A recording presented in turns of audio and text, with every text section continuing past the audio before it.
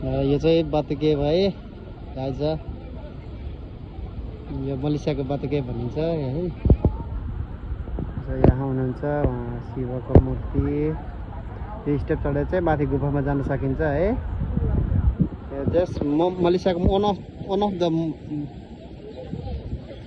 popular place. You can see the guys, these views and this so beautiful views is here. Lots of people is here.